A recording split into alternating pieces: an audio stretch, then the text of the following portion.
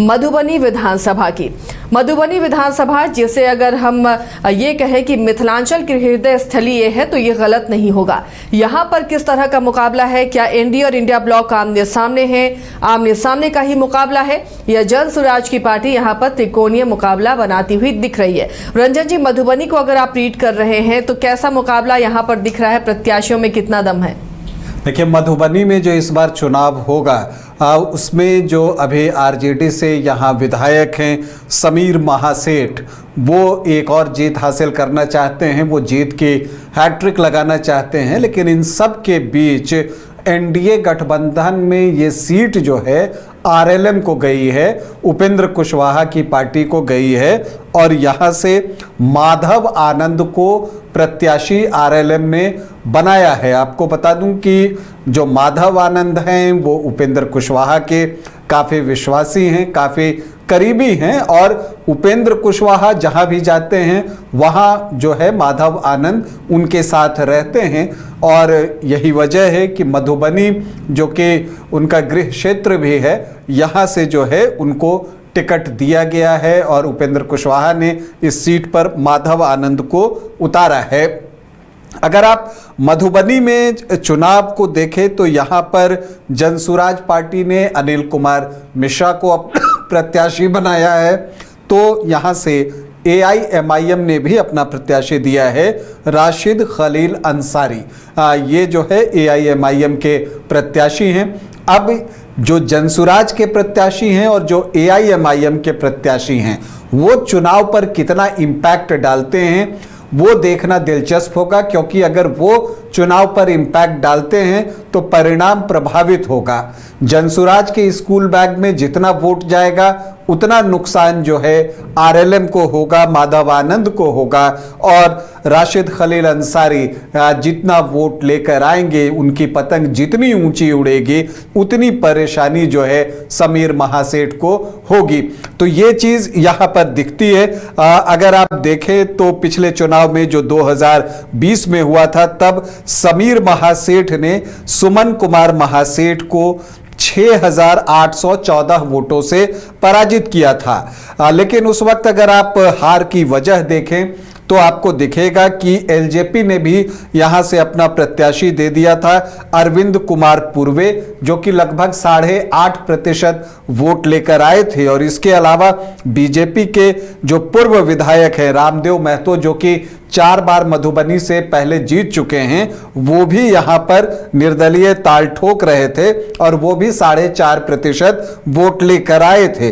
तो लगभग अगर आप देखें तो 12.5 से 13% वोट इधर थे और सुमन महासेठ को 34.5% वोट आए थे। तो उस लिहाज से अगर सारा वोट एक जगह एक्यूमुलेट हो जाता तो जीत जो है वो एनडीए की हो सकती थी। लेकिन कहते हैं कि राजनीति में अगर मगर के लिए कोई जगह रह नहीं जाती। जब एक बार परिणाम आ जाता है तो परिणाम ये आया कि समीर कुमार महासेठ ने 38% वोट लाकर 6,814 वोटों से यहां का चुनाव जीता। उससे पहले वो 2015 में भी जो है आपको चुनाव जीत चुके थे और उस वक्त उनको 45% से ज्यादा वोट आए थे। लेकिन ये वो साल था जब जेडीयू, आरजेडी और कांग्रेस मिलकर चुनाव लड़ रहे थे। उससे पहले यहां से रामदेव महतो जो है बीजेपी के टिकट पर चुनाव जीते थे, लेकिन वहां पर भी एक क्लोज फाइट थी, सिर्फ 588 वोटों से हार जीत हुई थी।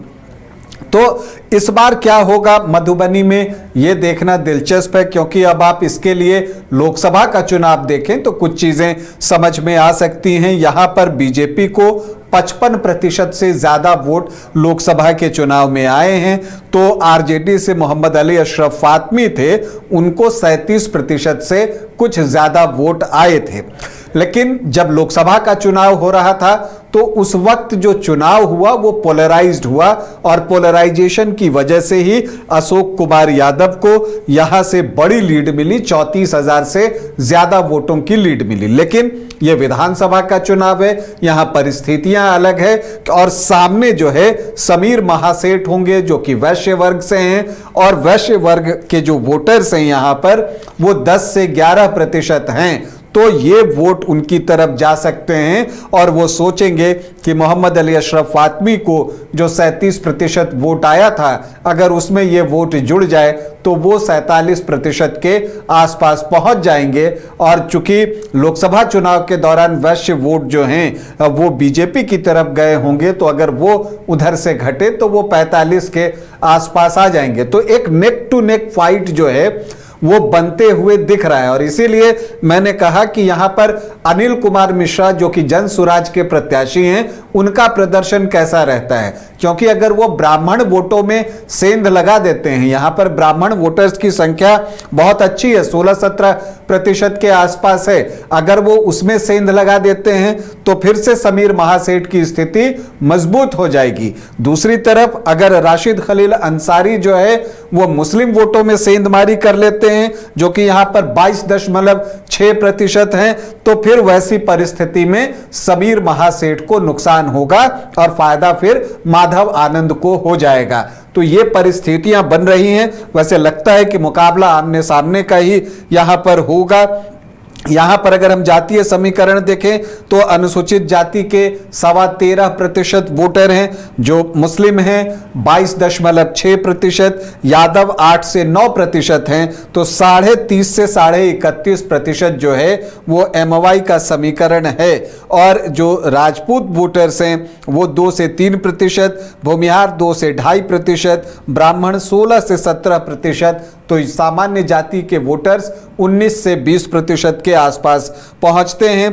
कुशवाहा, कुर्मी और धानुक को जोड़ लें तो 8.5 से 9.5%, और वैश्य यहां पर 10 से 11% हैं। तो जब आप बेस वोट की बात करती हैं, परंपरागत वोटर्स की बात करती हैं, तो एनडीए के हिस्से में 38 से 40% है और MOI 30.5 से 31.5% है। लेकिन MOI में से वैश्य वोट में सेंधमारी होगी, क्योंकि प्रत्याशी समीर महासेठ है और वो वोट निकलकर जब MOI में एड ऑन होगा तो वो चीज आपको दिखेगी कि आरजेडी का वोट यहां पर बढ़ेगा। तो यहां पर बहुत सारी चीजें ऐसी हैं कि अगर ये होगा तो वो हो जाएगा, अगर वो होगा तो ये हो जाएगा। इस स्थिति में मधुबनी का चुनाव जो है इस बार पहुंच गया है। लेकिन एक बात है कि समीर महासेठ के लिए राह उतनी आसान नहीं है, या बेहतर यह कहना होगा कि मुकाबला उतना आसान नहीं है। अगर एनडीए एकजुट रहा, उसके